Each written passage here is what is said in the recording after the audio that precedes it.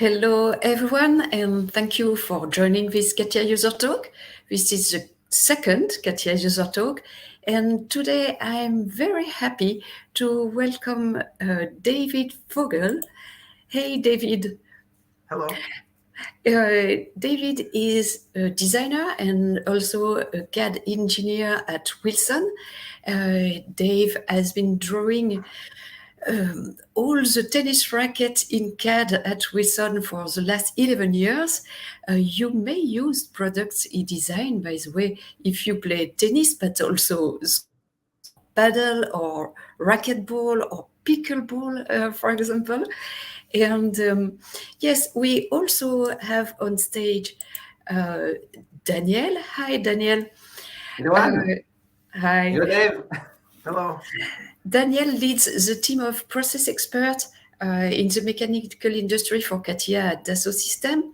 And Daniel has also presented numerous CATIA Jewel Talks or user talks that you may still watch in the CATIA user community. So I will show you how at the end of our talk. But now I'm very curious about the challenges and the best practices you have, Dave. So I'll pass over to Daniel, who has prepared some questions for you. It's not tough question for you, Dave. Don't worry. So to start with, first, hello to everyone on behind the screen. But to start with, Dave, can you present your company, yourself, Yes. your background, history, your job, responsibility at Wilson? Absolutely. So yeah, my name is David Vogel. I am the Senior CAD Engineer at Wilson Sporting Goods. I deal with the racket sports, which is tennis, padel, which is a European upcoming sport, pickleball, which is another upcoming racket sport. And then we got more of the traditionals, which is badminton, squash, and racquetball. So I've prepared a short, well, I haven't prepared it, but we have a short video that was taken a couple years ago of the Innovation Center. This is the building that I work at, and it's kind of just a quick minute video that's going to show you a little bit of the process of how a tennis racket is developed. So here we go. Let's start it. Oops.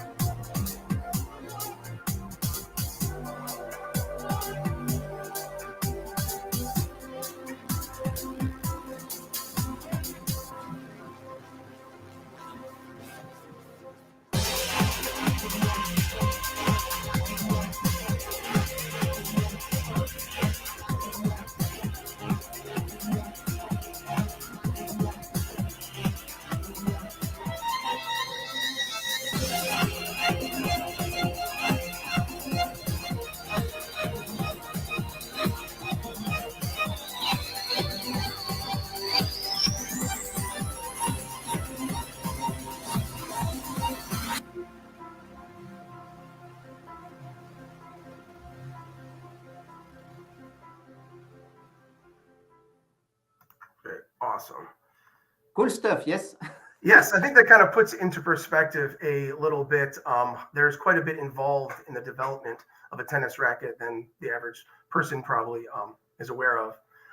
But basically, I'll go through a little bit of my responsibilities and my role in the development of racket sports. Basically, we have a design department with industrial designers, and they provide me with sketches. And then we have an engineering department that provides me with engineering data with thicknesses, dimensions, overall scale, stuff like that.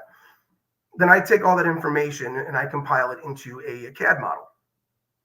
And then that CAD model will be, 3D printed. We have a Stratus 4900 ABS printing 3D printer that will print out the parts, evaluate. And of course, the process just goes around and around until we get a perfect CAD model. And then we will either mold it in-house to prototype it. We also do we have a FEA simulation department that will run simulation on the part, prove all that out before it actually goes to the vendor. And yeah, I do all that in CATIA for the past 4 years now. And were you using other tools in your previous life before CATIA? Yeah, so I'm 20 years experience in SolidWorks. I started SolidWorks in 2000. I started AutoCAD in 93. I'm proficient in a lot of CAD softwares. I'm proficient in AutoCAD, Fusion 360, Mastercam, and of course SolidWorks, and now CATIA. And I'm familiar with Pro-E, Creo, NX. So I think I've got a really good understanding of the CAD tools that are available in the market today. And can you explain a little bit more in details how 3DEXPERIENCE CATIA help you to achieve your design, let's say, computer-aided design challenges? Right. So this is huge. So since I started using CATIA on the 3DEXPERIENCE, my work productivity is probably doubled. And this is for a number of reasons. When you're working on a project and you have a large toolbox filled with a ton of tools that are specifically designed for what you're trying to do, in my mind, that inspires me. That gives me passion, and that gives me the choice to find the right tool. And that's exactly what 3DEXPERIENCE offers. It's got, the right tool for the right job, to whereas some other CAD programs that I've used tend to have one tool that kind of tries to do a whole bunch of different stuff, which is fine and works good. But I feel when you're really getting specifically into what you're doing, having the right tool with the right settings goes a long way. And then also, from my experience of using CATIA on the 3DEXPERIENCE, you don't wait when you actually process a command. And this is what makes my productivity so much quicker. I'm going to do a extrude a pad, a surface multi-section. You click OK, and pretty much instantaneously you have on the screen what you were trying to get. And between not waiting on the tools, not having the system crash, which now, just to give you an example, I use CATIA probably 8 to 10 hours a day, 5 days a week. So I'm like, that's all I do. I'm just in the software, using it constantly. And that is pretty much how my 20 years in SolidWorks was. It was just, day in, day out, using the program. So going to CATIA, and so the program, I think, has crashed twice in 2 years. This is amazing because I use hotkeys, I use fancy mouses, I'm flipping between screens. And to be able to work at my own pace is really allowed me to do my job quicker. And then, of course, have more confidence when I'm doing all this work that it's going to turn out to be a good model. So that's another good point to make, is from my experience working with CATIA, it allows me to work faster because CATIA catches mistakes. So if I'm just blowing through a wireframe and something's wrong, when I try to process that surface, it's going to say, hey, you did something wrong here.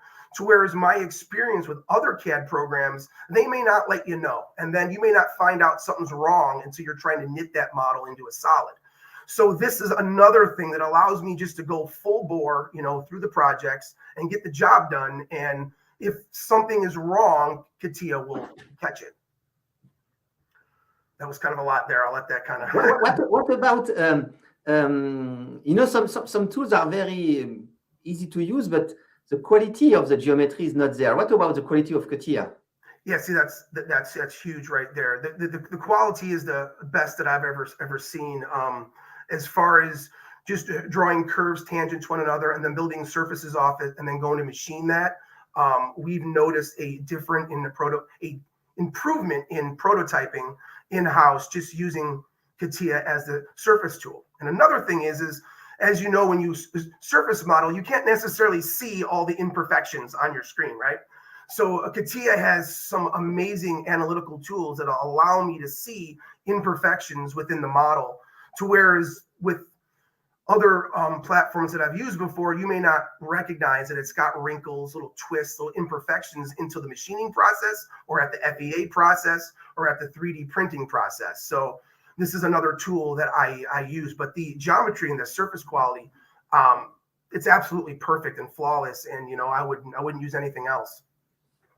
And I know that you are using 3DEXPERIENCE CATIA on the cloud. 3DEXPERIENCE CATIA is also available on premise. But what do you think about the cloud? Is it the stability, the performance? Okay, so at first I was a little bit like, I wouldn't say scared, but a little bit unsure of it.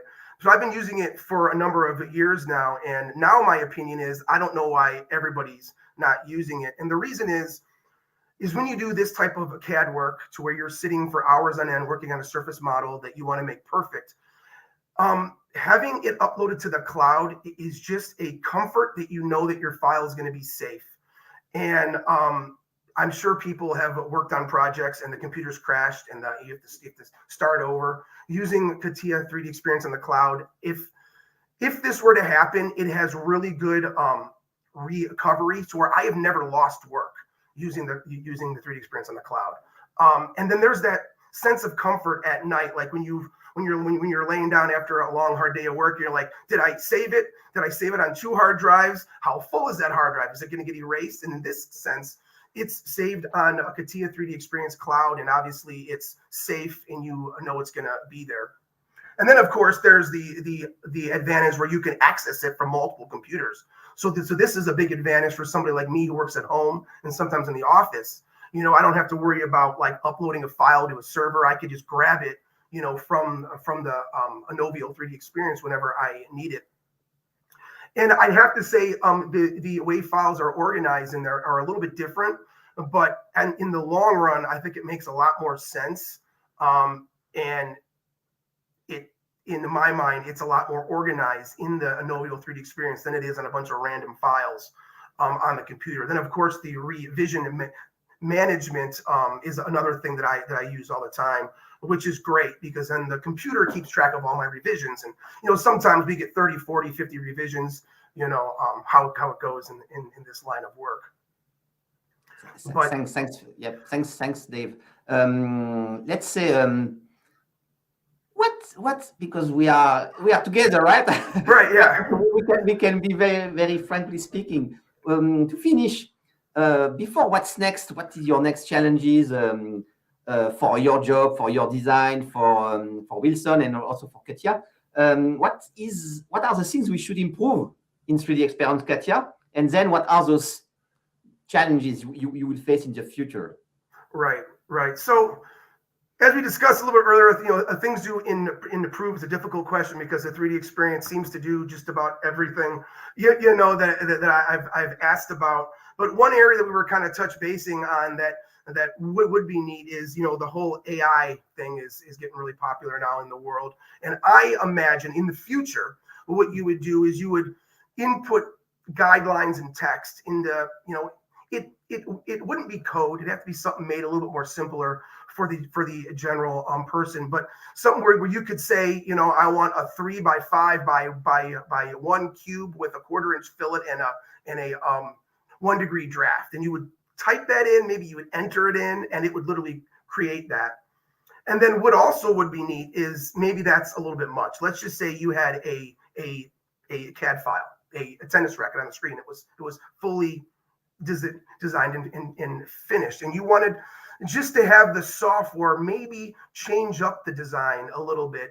And I know we do this, but that's primarily based on like FEA and simulation data. I have yet to see this done with just like shape design, and I think that would be cool if you had a pre-designed part and you said, this could be adjusted for thickness, and then it just creates a bunch of different reiterations of that design based on your kind of AI input. That's probably where it's gonna actually end up in the future, right? By the way, we are working on it. I disclose so far what we are doing, but there is already AI in CATIA in some places. We will continue to use that, and but it's very, very nice ideas. I'm sure I will share with our R&D your thoughts, and maybe do a new CATIA User Talk in 1 year from now to show what we developed. Thanks for your specification. Thanks a lot, Dave, for this talk. And the floor is yours. Yes, thank you, Daniel. Let's see if we have any questions from the audience. Not sure. Thank you for some nice comments we had. But, well, you can still ask questions if you like. We still have a few minutes. And maybe to start with, I have a question myself for you, David. Yes. Well, regarding sustainability, are the sustainability criteria taken into account during the design of sporting goods at Wilson? And if so, how? Or what do you think about it? How could it be done? Okay, yeah. So, sustainability is something that just recently come up in the past years, and we actually have a sustainability department. We have people that manage it and run it. So it is very important, and it's a huge topic right now for us, using recycled material and reducing our carbon imprint. We don't use it in the CAD environment, from my knowledge, yet, but I would imagine that's something we would probably grow into. We're just kind of dealing with it now on the practical level, like how can we use recycled material involved in our new product? How can we cut down on packing materials and kind of stuff like that? But it is a growing topic, I know, in all product manufacturing to today, and I'm sure it's going to become more and more important in the future. But yeah, it is something we're 100% looking at and focusing on. Great, thank you very much for this. In the meantime, we have a question from Eric from Kenya. How do but I don't know who is the target, David or Daniel? I will answer. Oh, okay, so I let you. The question is, how do I perform the best reverse engineering techniques in V6?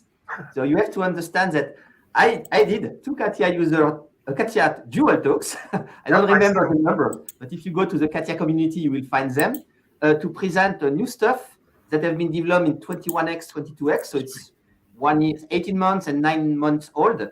Very, very new, nice capability to do reverse engineering from a scan of a physical part. And it's very, very efficient. So I recommend you to go to the CATIA community. You will find those two CATIA Jewel Talks. I don't remember the names. No, I made 19 of them, and I will continue. I don't remember the numbers, but you will find them. You just type in or search for reverse engineering. Right. Yeah. Thanks for asking the question. I have also done that just recently. Done some reverse engineering, and there are some unique tools inside the platform that I've never seen before. And I don't even have the big workbench for reverse engineering. I'm using just I think it's digital data. Digitized shape preparation and preparation, that one. And just within there are some tools that it was like, wow, I'm able to take a point cloud scan data, build cross sections, build surfaces, because I don't really like the smart surface tools, because I like to decide where my surfaces are. And it was pretty intuitive and really impressed me, and I was able to create a great part in a short amount of time. And by the way, I just want to add a comment on sustainability. We put on the market very recently, less than 1 year ago, a new eco design role. So it's for CATIA user. At any time, they can get an idea of the environmental footprint of what they are doing, what material, depending on what materials they are using, of course, the size, the volume of the part, during the whole life cycle of the product, not only the design, also the maintenance, the transportation, the recycling, and so on. So maybe it will be a talk for next time. Yeah, I actually looked at it. It's the product life cycle, like the app where it runs. Yeah, it's great. Well, so maybe we haven't answered all the questions you may have.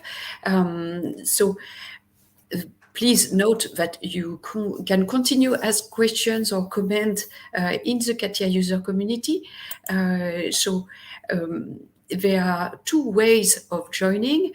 The first one is on the screen. You can flash this QR code or enter the go.3ds.com/CATIA into your browser, internet browser, or you may also download the 3ds Swim application that you can see here.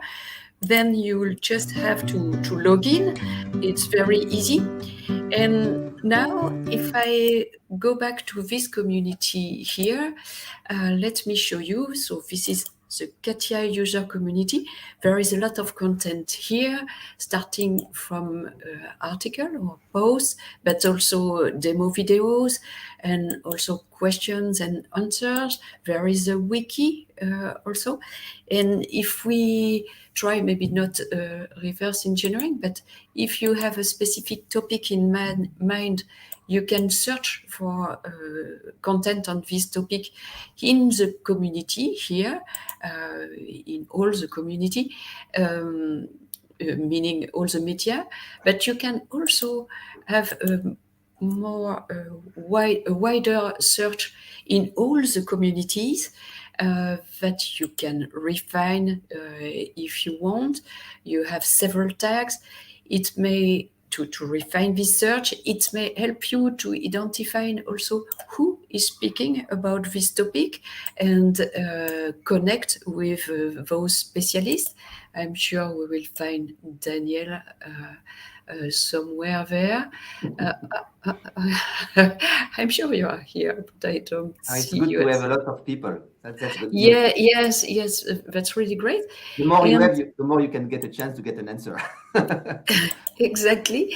And if I get back to the CATIA community to show you the post we are talking of, I want to show you how you can still comment. So if you go to this post, which is used for the broadcast, this is where you can add your comments and questions, and this is where Dave and Daniel could answer you. So I think that's it for me. So again, thank you very much, Daniel and David, and thank you all thanks to David. Yeah, thank you. Yes, and well, don't hesitate for all the audience. If you face the same kind of challenges, or if you have expectation, you can still comment and contact us, and we'll be happy to answer or organize other talks to continue the conversation. Well, so bye for now, and talk to you soon. Bye bye. Bye bye. Thank you so much. Thanks for attending. Thank you for having me. Yeah. Bye bye. Bye bye. You're welcome.